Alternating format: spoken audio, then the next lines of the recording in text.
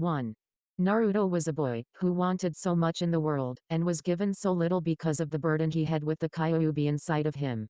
All he wanted was to get stronger, to show everyone he wasn't a monster, and that there was a difference between a jail of a demon with that of the demon itself. Now because of Jiraiya's attempts of him tapping into the Kyuubi's chakra in an attempt to summon the toads, Naruto was certainly now going to die after being pushed off into this ravine. And trying to save his ass using the demon's power. Unfortunately, Naruto was too afraid right now to even do such a thing. And with so little of his own chakra being used up, he had found there to be little chance of summoning a tadpole like last time. I have to do something or else I'm flesh paste, thought Naruto, as he reached out for the jagged edge of the cliffside with his right arm using what little chakra he had left to stick to it. Unfortunately, all things with jagged edges tend to shred other things that try to cling to them, and this was no exception, with Naruto's arm practically being mauled by the wall. And the young boy could only scream out in pain while trying to survive this immense fall that would lead to his death. While he did this, Naruto was hit with images of the past, and how the people of Konoha treated him because of his burden. Could this be the end for him? How would the old man explain his death? Would anyone even miss him? It was at that thought that the image of Hinata flashed into Naruto's mind, and it was then that realization of why she was always blushing hit him like a ton of bricks. Unfortunately, it was at that time the ground hit him too, and landed him in a big crater that held his body imprinted from the fall, knocking Naruto right into the depths of his mind. Naruto's mindscape. You've finally arrived here. I was beginning to wonder when you would, said a smooth deep voice that could make even the strongest of warriors' blood run cold with fear. Who are you? Where am I? Said Naruto, as he stood up in this dank sewer filled with leaky pipes, and a cage with the word seal written on a piece of paper in the middle that kept the doors shut. We're in your mind, my vessel. Not very impressive, since the way you have been treated by these miserable flesh rats has made your mind most unpleasant a place, said a deep demonic voice from beyond the cage. And in that instant red chakra flared to reveal the giant nine-tailed fox known to all as Kyuubi. And now we are here together, which is perfect since the fox is the final piece to this puzzle, and the means for you to live, Naruto said the figure with silver hair, wearing a blue trench coat. And was wearing black from his shirt down to his boots. You didn't answer my question. Who are you? Said Naruto, as he knew about the fox, as it didn't take a genius to figure it out, but the guy in front of him with the same blue eyes as him he couldn't figure out, and as far as Naruto knew, he only had one guess sealed inside of him. I am Sparda, no Vergil. I am your ancestor that lived nearly 1 millennia ago before the elemental countries even existed, said Vergil before looking at Kyuubi, who was now growling at him. And flaring his crimson chakra even more. I knew I recognized you. You are one of the twin sons of Sparda, the legendary demon knight. Said Kyuubi, snarling at Vergil, and the form of the said man turned to stare at the fox without fear. Yes, I am. As I said before, Naruto is my descendant, and has the power to awaken his demonic blood again that has long been dormant after being watered down by human blood over the years, said Vergil. As he saw Kyuubi look at him, and then at Naruto in what looked like fear.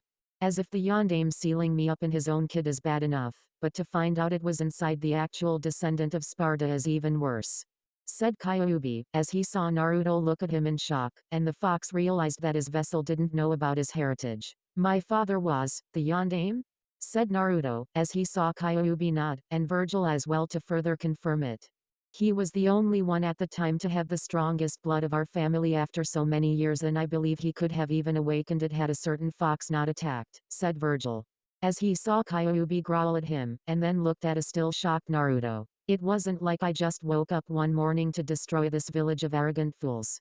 I was summoned to this world by Uchiha Madara by using his cursed eyes to have me attack the leaf, said Kyuubi, who had no love for the Uchiha clan. And wished the man that summoned him along with the entire clan to die painful deaths. Still, that would explain why you did it, and not entire your fault. Not that it matters now since I'm about to die, said Naruto, as he looked depressed, and saw Kyuubi's eyes widen in shock. What? Said Kyuubi, as he had no intention of dying, and having his soul taken to the Shinigami. That stupid jerk Jiraiya pushed me off the ravine cliffside to activate your power so I could summon a large toad. I couldn't do it because I was so afraid, and I tried to grip the wall edge. It slowed me down, but it messed up my arm really bad before I hit the ground, and now I'm most likely going to die without anyone even caring that I'm going to kick the big one, said Naruto. As he kicked some of the water on the ground, and had an angry look on his face. Under normal circumstances you would most likely die, but we can offer you a chance to change all that, and transform you into something incredible, said Vergil, as he now walked towards Naruto. And placed a hand on his shoulder. What do you have in mind? Said Naruto, as he looked at Vergil, and saw the man smirk back at him. Kyuubi is going to jumpstart the dormant devil blood in your veins.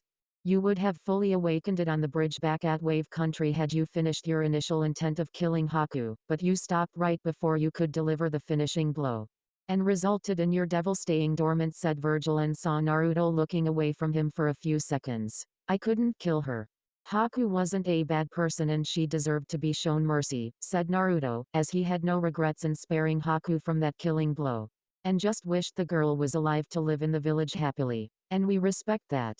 When Kyuubi gives you his soul, you will be empowered with the devil blood of your family, and all of my knowledge in terms of fighting. In truth, you will become me, and you will be unstoppable, said Vergil, as he saw Naruto's eyes widen at the thought, and the chance to show everyone just what he could do. There is just one problem with your plan, son of Sparda. What makes you think I will give my soul to one of your blood, said Kyuubi, as he was not about to help someone who was descended from the traitorous demon's bloodline. You either do this or your vessel dies from his injuries from the fall, and you can have a one-on-one meeting with the Shinigami right before he devours you into his stomach, said Vergil. As he saw Kyuubi growl at that, and scanned the boy's body for the injuries that covered Naruto's form. What you say is true. It seems I have no choice, but to give in to your idea, and give you my soul along with all my power. At the very least, can you promise me one thing, and one thing only? Said Kyuubi, as the fox sounded depressed, and looked at both individuals with his burning crimson eyes. What is the promise? Said Vergil, as he saw the Kyuubi close its eyes, and then open them again before letting out a sigh. That you kill all the Uchiha clan members. They are a clan that should not live in this world, said Kyuubi, as he knew that at least through Naruto he could get some measure of revenge. And through a namikaze that is descended from Sparda himself. Done. Said Vergil, as Naruto looked like he wanted to protest, but stopped when the taller man put a hand on his shoulder, and shook his head to tell Naruto to not protest this decision. He's my friend, Vergil-san. How can I kill a friend? Said Naruto, since the Uchiha was kind of like a brother to him and he thought of Sasuke as such that would push him to the brink when it came to training. Naruto, I understand your reluctance, but your so-called friend will destroy you without hesitation, and betray you for power, said Vergil, as he saw Naruto look away in denial. And was surprised when the Kyuubi decided to speak. The son of Sparda is right, Kit. The Uchiha clan is well known for only two things that they are quite proud of. Betraying others and copying the skills of those they betray. Trust me when I tell you that the Uchiha is not worthy of being your friend and he will betray you as all Uchiha do, said Kyuubi, as he saw Naruto look at him, and then back at Vergil before nodding. I understand, said Naruto, as he let out a sigh, and readied himself for what needed to be done. Good. Now brace yourself, Naruto, as this will painful, and will blow your mind away, said Vergil, as he turned to Kyuubi. And the demon let out a mighty roar before beginning the process of giving everything he had to the two to make the fusion complete. Naruto was going to be in for one wild ride. Hokage Tower at the moment. You did what? Yelled the Hokage, as he had moved so fast you wouldn't think it was possible for an old man to do that. And had Jiraiya pinned to the wall while squeezing the life out of his student while tears fell from his eyes. I tried to get him to use the Kyuubi's chakra by pushing him off a cliff, said Jiraiya, as he tried to break the hold, and was then slammed back against the wall hard. What could have possessed you do it in that way? It's bad enough the boy is hated by these stupid people, but for you to do that to your student's own son, and your godson no less, is inexcusable. Said Hiruzen, as he threw Jiraiya away from him before stepping back until he reached his desk, now fully crying. I'm sorry. All right. I fully expect him to tap into the fox's power and summon a large enough toad to save him. Why hasn't his training progressed like it was supposed to? Said Jiraiya, as he had hoped the old man would make Naruto strong enough to be able to summon Kyuubi's power at will. The councils didn't want the boy to become powerful because of the Kyuubi, and with Danzo pushing the boy to be a weapon of the village, I had to make a choice on which side to support. I had hoped Kakashi would be able to help Naruto with training when I set up the teams, but the man only trains the Uchiha because of what happened years ago. And has only taught Naruto tree-walking chakra control. Had you been a proper godfather, the boy wouldn't be so crippled by the council's decisions, and I could have done more for him, said the Hokage.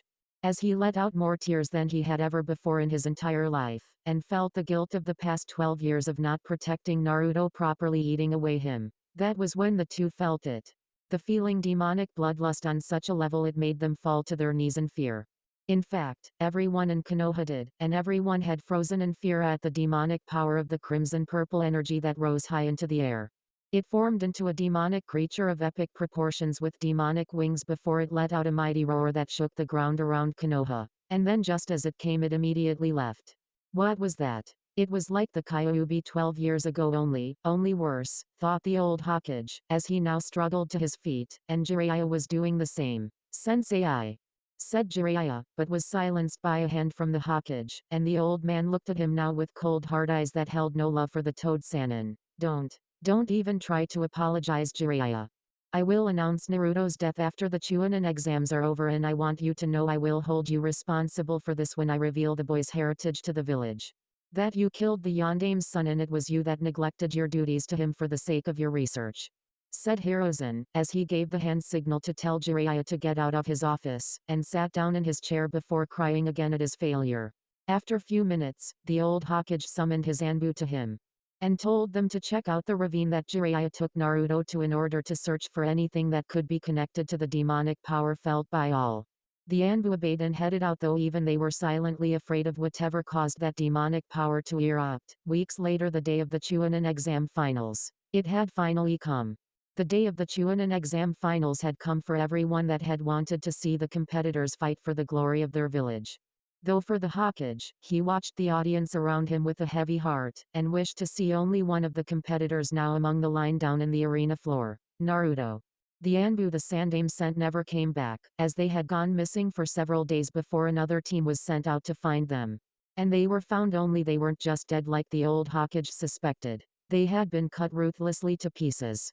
Jiraiya was now standing behind him with a serious look on his face that now masked his secret shame, and knew that it wasn't going to be long before everyone heard of it.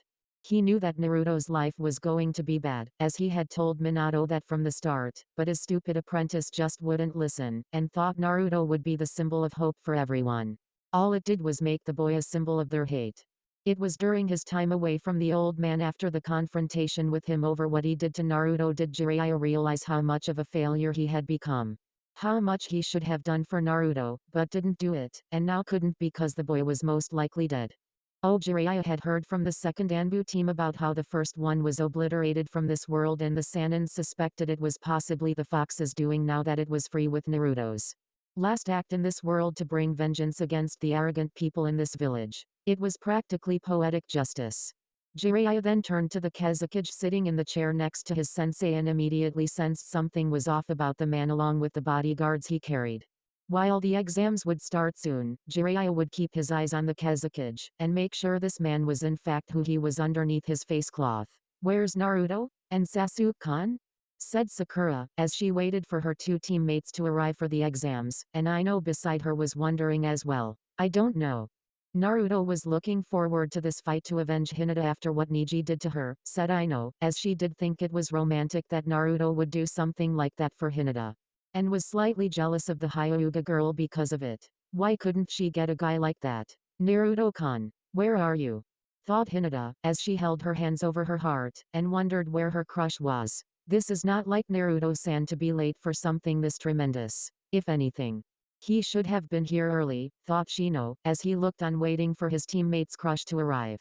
"Naruto, please forgive this old man, as I was too weak to do what was right, and show me mercy when I reach the afterlife," thought Sarutobi, as he sighed when he came to the decision he had made with the intention of ending his life after revealing everything to everyone, and making his death a rather public event to destroy these people for what they had done to the poor boy.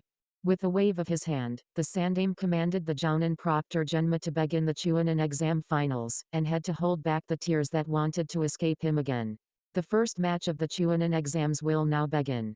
Will Hyuga Neji and Uzumaki Naruto step forward while the other competitors go the fighter's box to wait until it is your turn, said Genma, as he heard the crowd cheer.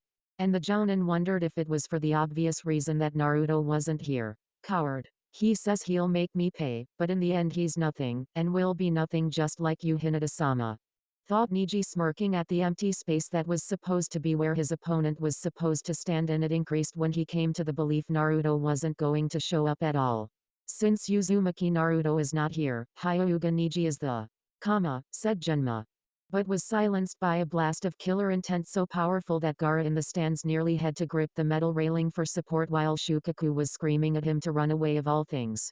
The source of the killer intent was a boy slightly taller than Niji, with spiky silver hair, cold blue eyes, and was wearing a blue trench coat.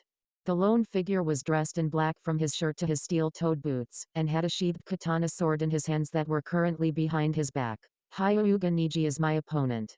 Start the match, said the figure, as he looked into the Hyuga prodigy's eyes, and saw the confident look on the boy. Oh, how he was going to enjoy beating his ass.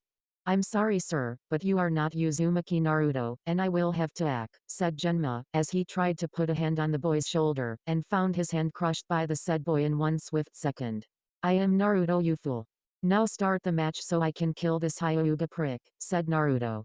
As he threw the jounin away to mend his hand before turning his eyes to the Hokage now leaning over the railing to look down at him with hope in his eyes now filled with tears. He's alive. Naruto's alive, thought the Hokage, as he could finally make up everything that happened to the boy, and do what should have been done from the start. Jiraiya was looking down and saw the boy's eyes were filled with a cold fire in them that made a chill run up his spine.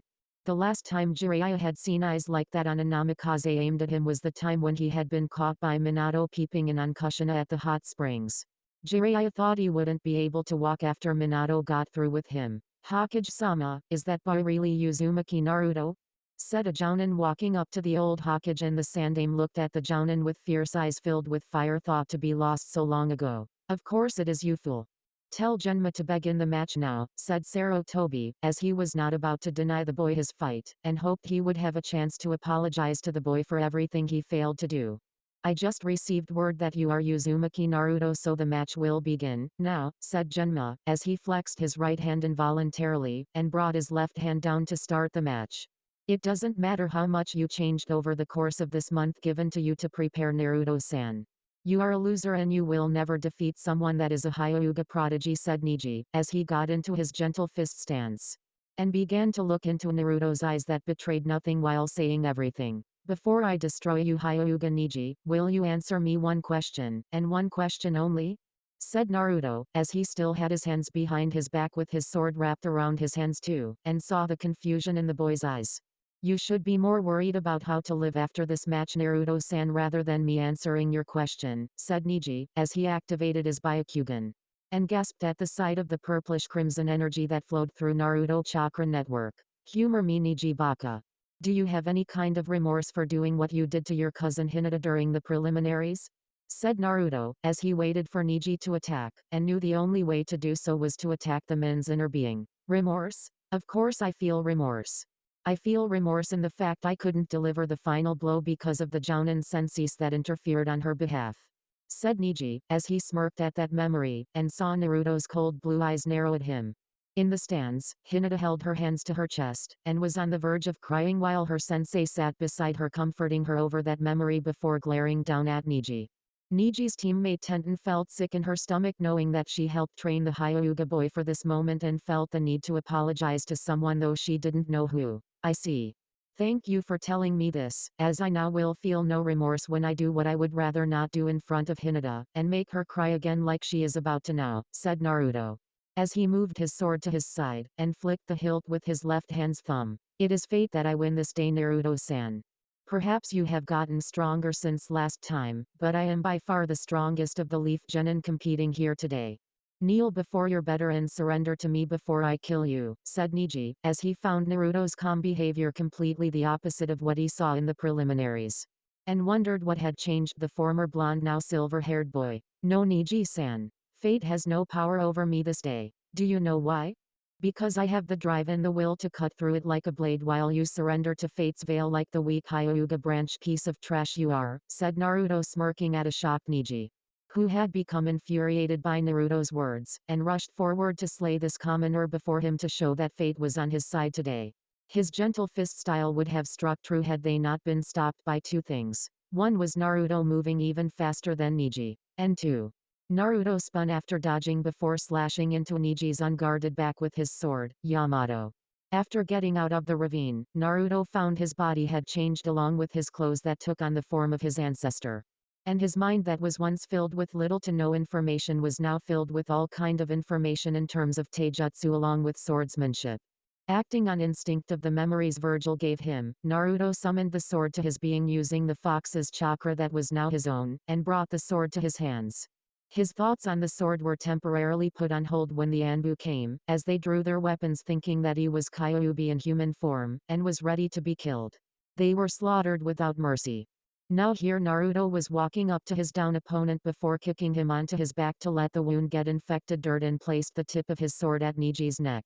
Niji for his part had not expected Naruto to move so fast and certainly not with the expertise in using a sword with the level equivalence of a master. This cannot be. Fate was supposed to be on my side. How can this commoner defeat me so easily? Thought Niji, as he looked into Naruto's cold blue eyes, and how they just judged him like a spider looking down at a helpless fly. You know Niji, I could end your life right here, right now in front of all these people, and I could away with it just like you tried to do in the preliminaries against Hinata.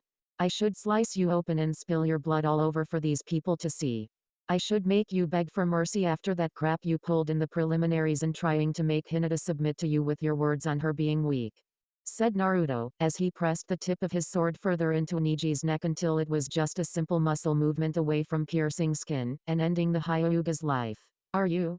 Said Niji, as he found himself between pain in his back he received from the sword wound there, and the sword Naruto was wielding that was currently touching his neck just below the jugular.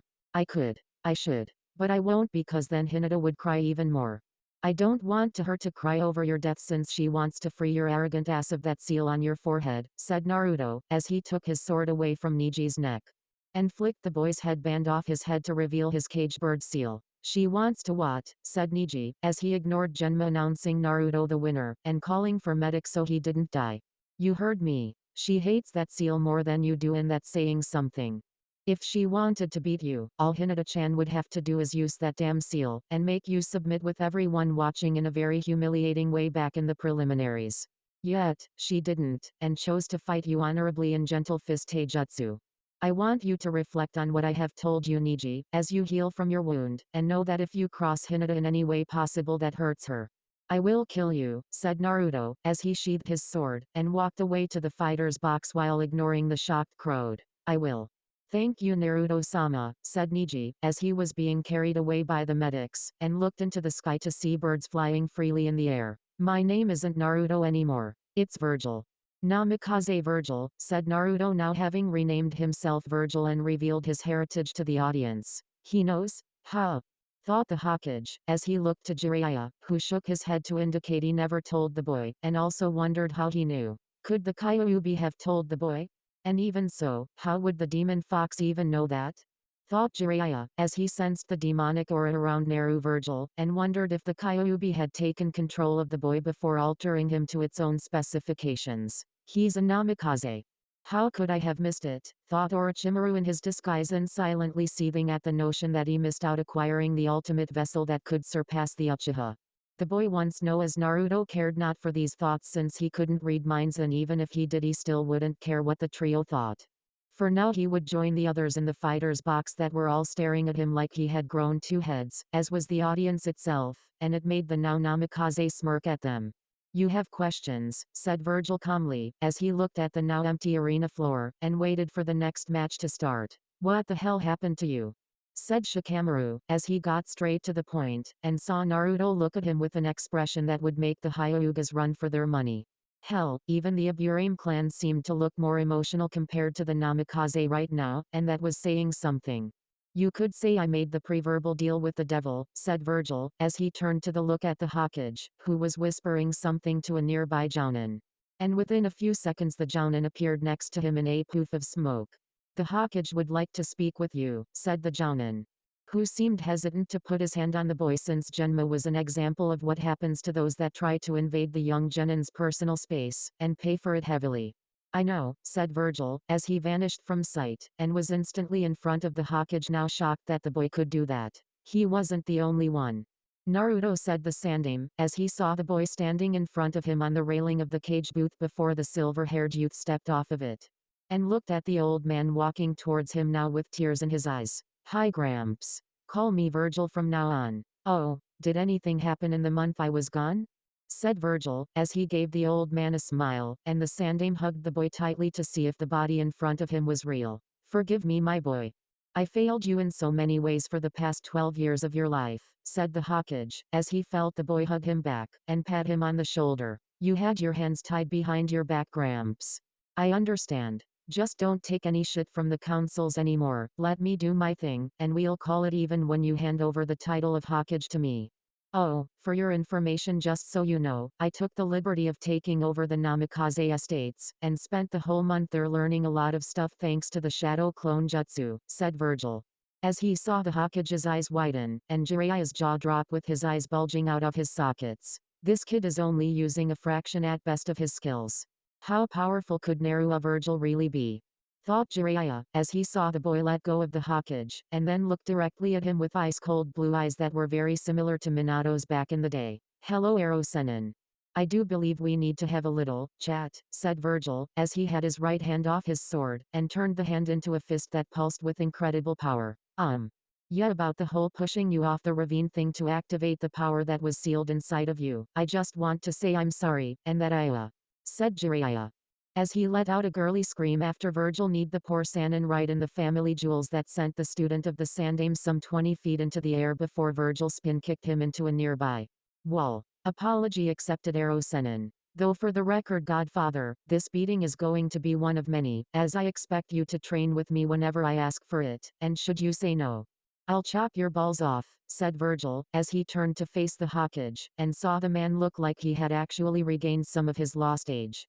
"Hokage-sama, the Uchiha has not arrived yet, and the next match he has with Sabaku no Gaara is supposed to start now. Should we postpone the match?" said the Jounin that had spoken to Vergil briefly and saw the Hokage thinking before Vergil decided to speak his mind. The Uchiha had his chance to compete today, but blew it by not showing up, and should not get a free pass because of his clan name. Clients will expect the shinobi they hire to be on time, and if we excuse Sasuke because of his clan, then we are telling them that we don't care about them. We tell them that they should have to wait for an uncertain and unknown amount of time because of spoiled children like him, said Vergil. As he looked down at Sabaku no Gaara waiting now in the arena floor for his competition, and the crowd wishing for a fight. Naruto Vergil is indeed correct, as the Uchiha is not here, and we cannot have all of our clients think we favor the shinobi that are from the clans here in Konoha. Uchiha Sasuke is disqualified from his match and we will proceed with the next one, said the Hokage, as he knew the councils would blow out their vocal cords to yell at him. But Sarutobi didn't care, and wasn't going to care what they said. Why have an Uchiha fight when a Namikaze could do so much better? The Jounin nodded in regards to the Hokage's words and informed Genma to make the announcement that got many people in Konoha booing the decision. Vergil nodded before he disappeared again, but reappeared in the stands right next to Hinata's row, and the girl was now blushing from his presence once more. "How are you feeling, Hinata-chan?" said Naruto, as he saw the girl looking at him with shock, and her face turned even redder. I'm doing well, and Naruto-kan," said Hinata, as she rose to meet him, and was shocked to see him do something she never thought he would do. He took her hand and kissed it. "That's good to hear. I must apologize though for what I did to your cousin. Hopefully, the pain I inflicted on him, and my revelation will help Niji understand that fate is only as powerful as we let it believe it is. Oh, and if it's not too much trouble, could you please call me Vergil? It is my new name," said Vergil, as he saw the girl shooting steam out of her ears, and the girl fainted into her sensei's lap. "What happened to you?" said Kurenai, as she saw her student lying in her lap blushing red with a smile on her face, and then looked up at Naruto, now named Vergil, seeing the young genin smirking at her. Why did Kurenai feel like she was blushing now? Why did Tenten and Ino feel like it too? "I grew up," said Naruto, as he turned to the fighter's box, and vanished before appearing in front of the other fighters still looking at with cautious eyes. "So smooth. So calculating. So handsome," thought Temari, as she saw the once blonde now silver-haired genin stand next to her, and her breath was increasing noticeably. "Will Sabaku no Kankuro and Aburame Shino please come down to get ready for the next fight," said Genma, as the crowd was finally coming back to its senses, and wanted to see another fight. Proctor, I forfeit, said Kankuro, earning him boos from the crowd and the cold blue eyes that narrowed in on the puppet user with displeasure. Okay. Sabaku no Kankuro forfeits, so Aburame Shino is the victor of this match. Will Sabaku no Temari and Nara Shikamaru step forward for their match, said Genma, as he saw Temari fly down on her fan, and she looked ready to bash her opponent's skull in. That and impress a certain silver spiky-haired devil swordsman. Troublesome. Maybe I should forfeit too since I'm fighting a girl again, said the lazy as usual Shikamaru, only to be sent over the edge of the railing by Naruto by slugging the Nara over the head with Yamato's sheath. Consider yourself very lucky, Shikamaru. I could have done something else, but decided against it, and thought Temari deserved to get her licks in on you, said Vergil, as he saw Temari blush. And Shikamaru trying to get up from the crater he was in. Damn you, Naruto or Vergil or whatever the hell you call yourself. When I get back up there, I'm going to use my shadows to hurt you, and do other troublesome things too, said Shikamaru, as he got off the ground only to be attacked by Temari. An iron fan she was now using like a club. Shikamaru mentally noted how the Suna's girl's clubbing style was similar to that of his mother's when she used the frying pan on his father. Maybe it was genetic in all women to know that particular stance when hurting a man? Insult Vergil-kun, will you? Well, I'm just going to have to beat the crap out of you, said Temari, as she let out a battle cry, and swung her fan at him, and the Nara barely dodging the attack. And the one after that. And the next one. And the next one. And the next one for the next 10 minutes straight, with Temari attacking him ruthlessly with her fan. Stop. Stop. I give up. Proctor, tell her to stop. Naruto. Vergil. Whatever your name is, please call off this crazy troublesome woman, and save me, said Shikamaru, as he was able to jump out of the way of the wind jutsu Temari shot from her fan, but landed on his butt, and was now at the blonde Suna girl's mercy. And in a Nara male's experience, women don't show mercy. Winner. Sabaku no Temari by forfeit, said Genma, as he felt pity for Shikamaru, and decided to give the kid a break.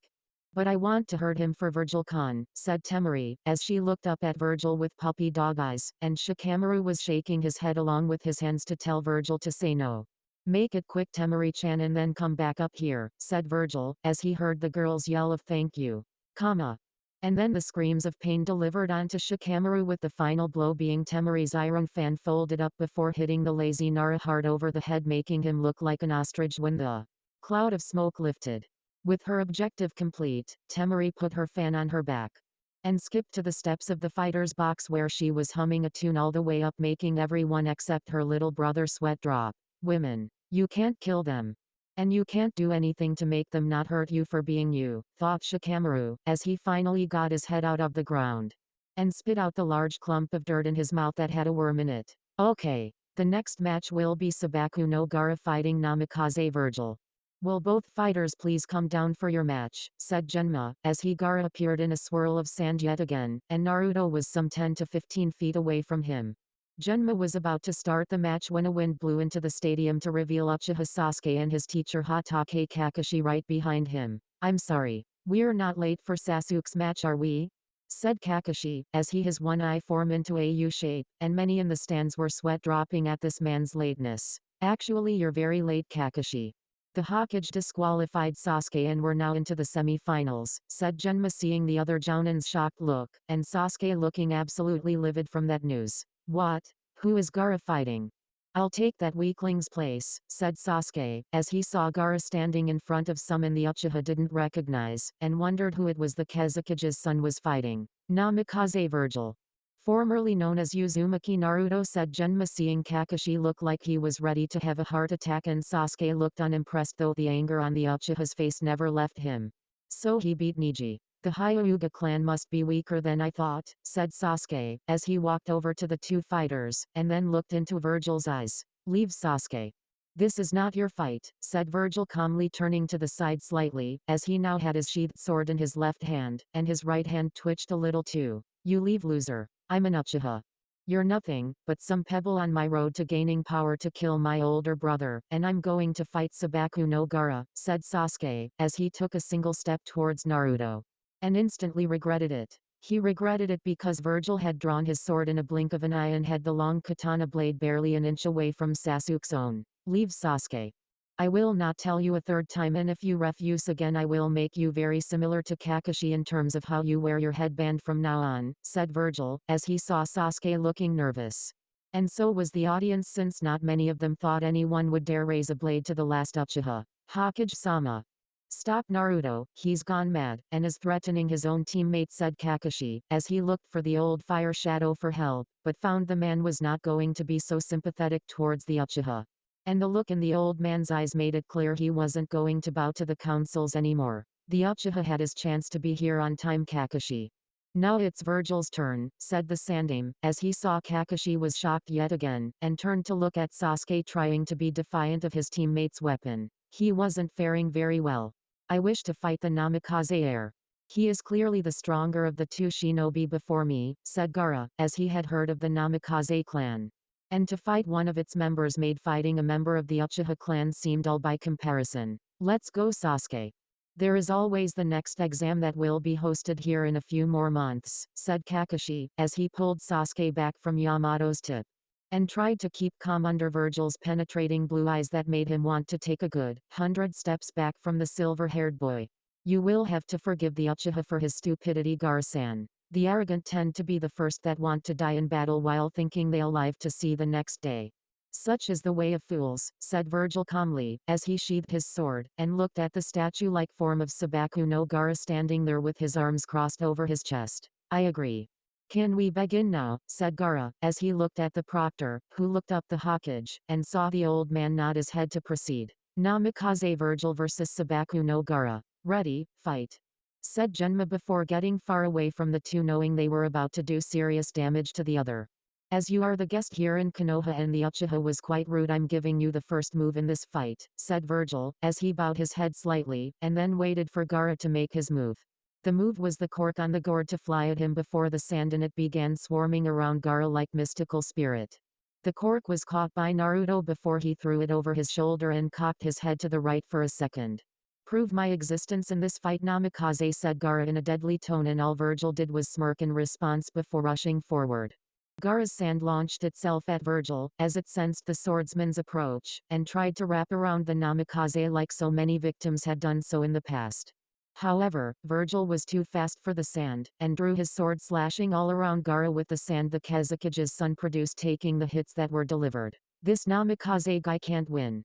He could slash at Gaara until he was green in the face and he still wouldn't be able to hurt our brother, said Kankuro, as he saw Vergil move faster than when Lee moved with weights. And yet the genin couldn't get past Gaara's defense. That's what we first thought about that Rock Lee character, Kankuro. Vergil-kun is even faster, and I don't think he's missing on purpose, said Temari, as she saw the flashing of the blade Vergil used, and saw what looked like wind surrounding the blade. It concerned Temari greatly, as she saw Vergil attacking with ruthless precision while Gaara stayed perfectly calm despite the fact sand was flying everywhere. And after about 5 minutes the Namikaze was in front of Gaara some 15 feet away before looking back at his opponent. For a moment, neither of them moved, and many in the audience were on the edge of their seats at seeing the display of incredible power coming from the boy they had hated for so long. Then, in a mere flash of a second, Gaara's body gushed out sand from his armor that had covered his skin. And blood as body rained down all over it before the Kazukage's son fell to his knees with a shocked look in his eyes. Gaara himself couldn't believe it, as he looked at the blood around him that was his blood, and coming out of his body at the hands of the half-devil before him now sheathing his blade. Gaara's scream of pain and agony that soon followed echoed throughout the entire arena into everyone's soul, making them shiver in fear of being in that state should they make the silvered-haired Namikaze their enemy. I hope you understand, Gaara-san, that I take pleasure in causing you untold amounts of pain with Yamato. However, I do what I must to ensure your plan in the invasion does not happen, and find a way to fix what has been broken in you, said Vergil, as he saw Gaara look up at him in fear.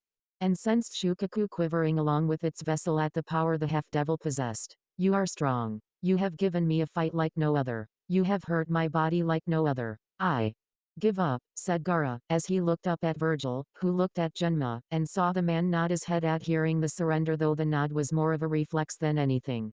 Winner of the Chunin exam semi-finals, Namikaze Vergil, said Genma, as he raised his hand towards Vergil, who walked away from the arena floor back to the fighter's box, and stopped when he felt a Jinjutsu begin cover the arena.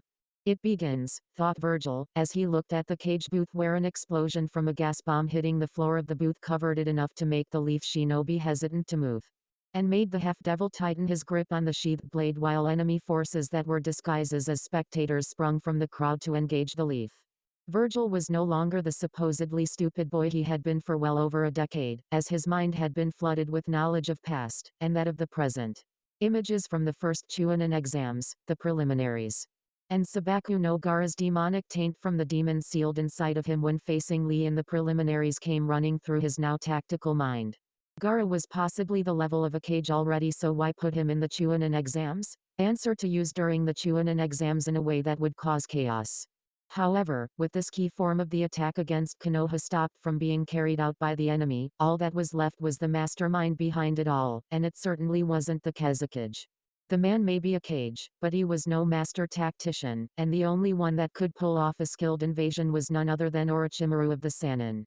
The man hated Konoha almost as much as the people in it hated the former blonde fox vessel and would do anything it took to teach the Sandaime a very lethal lesson when it came to choosing successors. Cage booth at the moment. You were a fool to spare me all those years ago, Sarutobi-sensei. Even with our means to destroy everyone in the stadium removed, the combined might of Suna and Sound will crush your weak little leaf shinobi into nothingness, said Orochimaru. As he removed the Kazekage robes, and grinned viciously at the Sandaime now dressed in his combat armor with Jiraiya right beside him. You were always one for the theatrics Hebe team, said Jiraiya, as he got ready for battle with his sensei, and saw Orochimaru look beyond the stadium like he was searching for something. But that something never happened. Where are the explosions? Where are all the Suna and Sound shinobi I already had get into a position to invade with my snake summoning? Thought Orochimaru, as he frowned when he didn't hear anything aside from his bodyguards raising the barrier around the trio. And then the barrier that protected them from any harm from two of the three shinobi trapped inside of it. Looks like someone's plan didn't go according to what was drawn up, but then again all plans almost always never go the way we want, and tend to change in the moment they are set into motion. Said Jiraiya, as he saw where Orochimaru was looking, and knew that whatever his former teammate had planned wasn't happening. This is insane. How do we get the Sandaime and Jiraiya-sama out of this thing? Said one of the Anbu watching the events unfold and saw the smirks on several of the four bodyguards of Orochimaru. You can't. This was designed to keep you out in the min, said Jirabo, as he saw the Anbu looking on, and powerless all the same. Yeah. You think you assholes are so tough? Well, you pig fuckers are going to see why our boss is powerful, and is going to win this little standoff, said Teuya, as she saw the Anbu look at her. And were no doubt glaring at her through their masks. If Teuya could flip them off she would have. Such foul language. If it weren't for the fact you have red hair, breasts, and your voice is feminine I would have mistaken you for a man, said Vergil, as he appeared next to her corner of the prison. And ignored her growling with the grinding of the teeth to match it. And who the hell do you think you are? Huh? Probably some fucker that gets himself off with that sword of yours entering your ass at night from the look of it, said Teuya, as she waited for Vergil to lose his cool. And mouth off at her like many would in his place for her choice of language. Please, I don't want to hear about your secret fantasies that you dream of having at night of someone doing that to you, girl, said Vergil. As he walked away from the angry girl while the battle inside the barrier had Orochimaru with his sword drawn, Jiraiya dodging a cut from the poisonous blade. And the Sandaime using Enma the monkey summoning boss in his staff form to attack his former pupil. You. What are you doing here, demon filth? Said one of the Anbu, as he saw Vergil walk slowly and methodically towards them until the boy stopped in front of the Anbu unit before turning to face the barrier in front of him. Me? I am here to help the old man by breaking this barrier. However, you made it clear that I shouldn't be here, so I'll leave, and let it be known that the Anbu refused my help to save the Hokage because of your bigotry ways, said Vergil.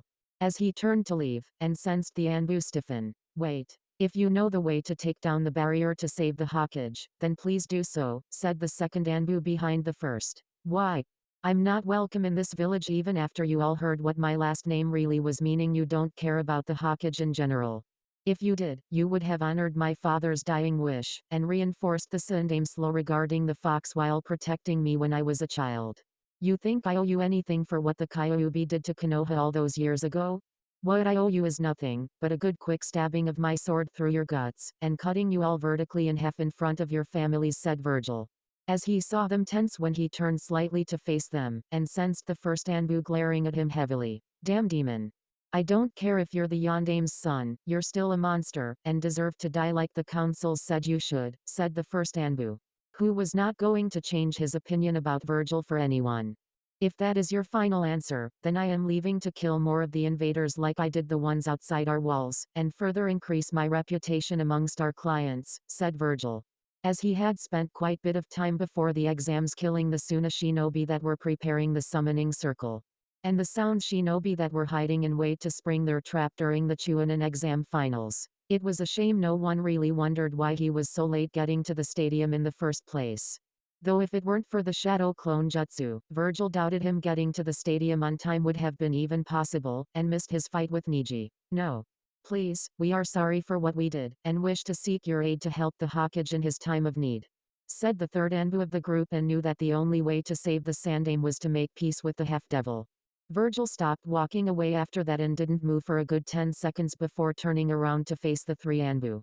Walking back up to them, Vergil stopped less than 2 steps from them, as he turned to face the barrier again, and unsheathed Yamato with it spinning above his head, and brought it down hard to his side before sheathing it again with a slow yet calculating grace. It is done, said Vergil, as his sword was fully sheathed with a clink sound before the purple barrier collapsed in front of him, and the trio that was once in the barrier looked at him in shock. Thank you for helping the Hokage, said the second Anbu, but screamed in pain with the others, as they were cut into hundreds of pieces, and died a painful death. I said I would help the Hokage. I never said I would spare you maggots for your past transgressions, said Vergil, as he walked. How is that possible? Said Orochimaru, as saw the silvered-haired entity looking at him, and then realized this was his chance before striking out at Sarutobi with his ever-trusty Kusanagi.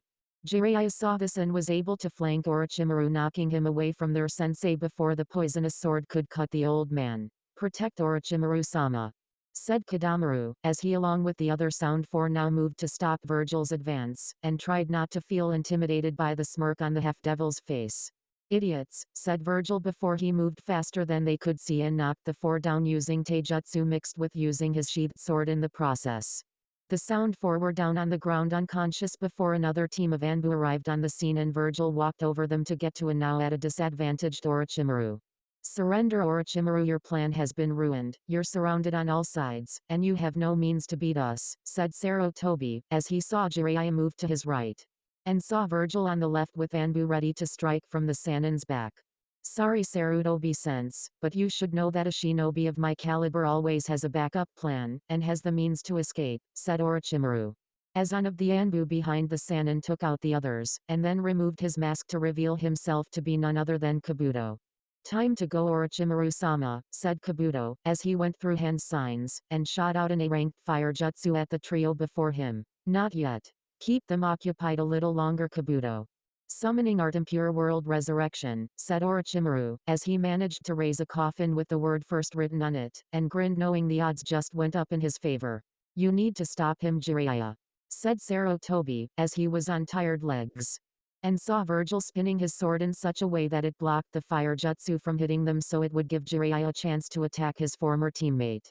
Seeing this, Kabuto cancelled the fire jutsu, and moved to intercept Jiraiya in order to hold him off long enough using chakra scalpels, and kept the Toad Sannin from getting close.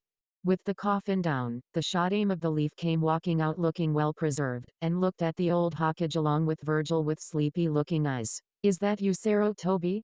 You've gotten old since last I saw you. Who is the silvered-haired boy with the sword? A student of yours, said the Shadaime, as he saw Vergil bow out of respect, and the Sandaime trying to stand. More like a grandson than anything, though not by blood I'm afraid, yet I wish he was, said Hiruzen, as he smiled at Naruto, who smiled back, and then turned to face the dead man now standing before them. I see he inherited your hair color, said the Shadaime, as he saw Vergil smirk, and the Sandaime sweat drop. What is it about me being old that everyone finds amusing to poke fun at? Thought the Sandaime, as he focused on the Shadaime, and Orochimaru standing right behind him with a kunai with a seal tag hanging off of it. Enough of this reunion. I originally planned for you to fight all of your predecessors, Sarutobi-sensei, but one of them is more than enough to said Orochimaru. as he screamed out in pain when he lost the seal tag on his kunai along with his right arm after Vergil threw Yamato at the Shodame's face with enough force that it would go right through the skull, hit the seal tag making the dead body decompose into the original body that was used in the sacrifice, and tear the Senin's arm clean off. No one saw Vergil's right hand looked unnatural before it transformed back to a human appearance. "You were saying Orochi team?"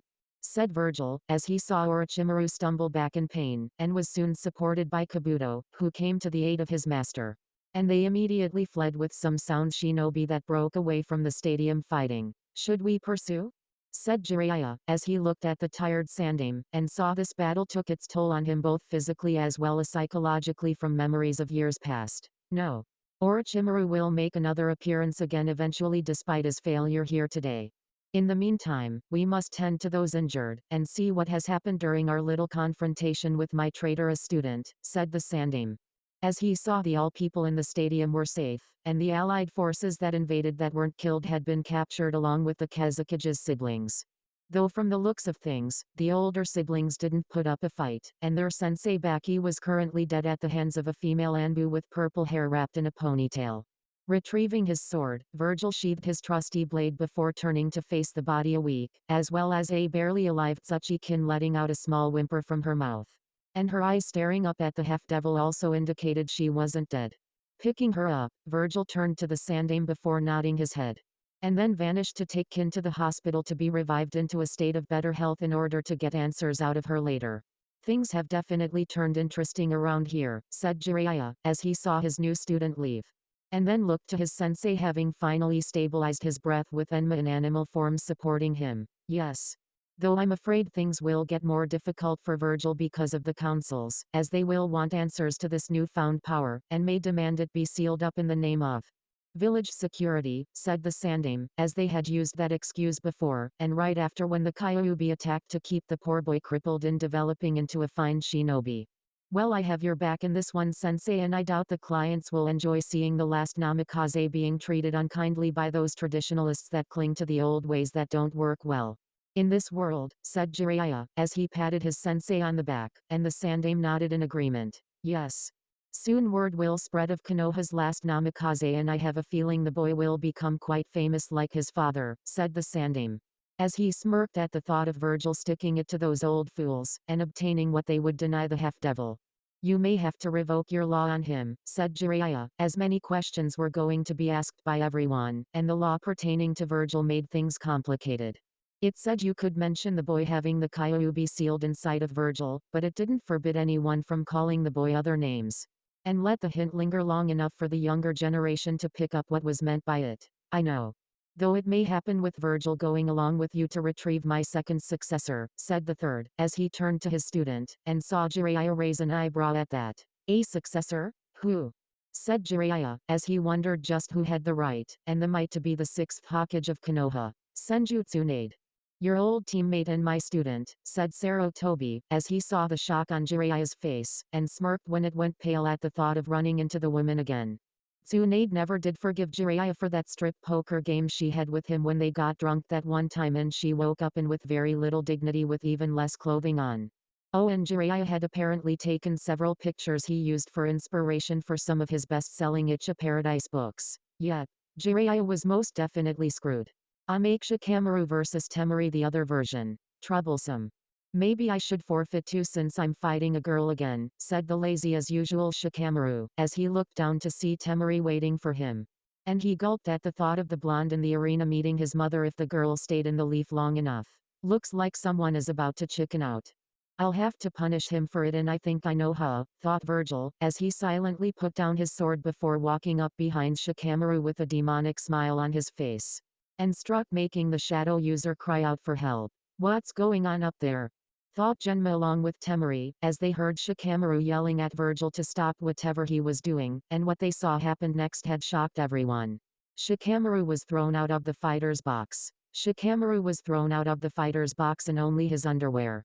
Shikamaru was thrown out of the fighter's box in only his underwear and landed right in front of Temari, giving him a few up her skirt. "Yeah, pervert," yelled Temari, as she took her iron fan, and hit Shikamaru out of the stadium that also involuntarily made the Nara male to lose his underwear. "Ah! The winner is Sabaku no Temari, said Genma, as he saw Shikamaru's boxers float down, and wondered where Temari Shikamaru had landed, with Shikamaru. Ah. Damn it Vergil, you troublesome bastard, when I get my shadow-possessing hands on you, I'm going, to. Uh-oh, said Shikamaru, as he found himself in the hot springs on the female side, and in front of him was none other than Mitarashi Anko with an evil gleam in her eyes. Come here little boy, said Anko, as she crackled her knuckles, and Shikamaru was now whimpering in a corner while shivering in fear. Have mercy, said Shikamaru, as the woman hovered over him in a towel, and was shaking her head. Show mercy? Where would the fun be in that? Now for the sake of what little sanity I have, scream for me, said Anko, as she attacked without mercy, and poor Shikamaru complied with the special Jounen's request in screaming out in pain, back at the Chunin exam stadium. That was illogically called for Vergil-san, said Shino, as he saw Vergil turn to face him, and the Aburame felt his bug shiver when he did. I speak softly Shino, but make no mistake I carry a big stick, and I will use when it is used best. Besides, you knew Shikamaru was going to forfeit, and that in itself is even more illogical, said Vergil, as he saw Shino nod at that since that was true. And ignored the piercing look the half-devil was giving him. As long as Temari wins her match without making an effort I don't really care, thought Kankuro, as he saw Temari skip up the steps feeling happy, and then gave Vergil a shy look. Thank you for the assist Vergil-kun, said Temari, as she pressed her fingers together in a very Hinata-like way, and blushed at being near him. Okay, now I care, thought Kankuro, as he was itching to use his puppets, and would have had it not been for Gaara glaring at him. You're most welcome Temari-chan, said Vergil kissing her hand and making Temari faint. I'll kill him, thought Kankuro, as he was now livid, and moved to strike. Only to be sent flying by Temari out of the fighter's box into the female hot springs with Anko still Tora playing with the poor Nara. Oh look, I've gotten myself another playmate. It must be my birthday, said Anko, as turned her attention to Kankuro, and saw the man trying to get away to no avail. Life was good for Mitarashi Anko right now and it was all thanks to Namikaze Vergil, and Amake.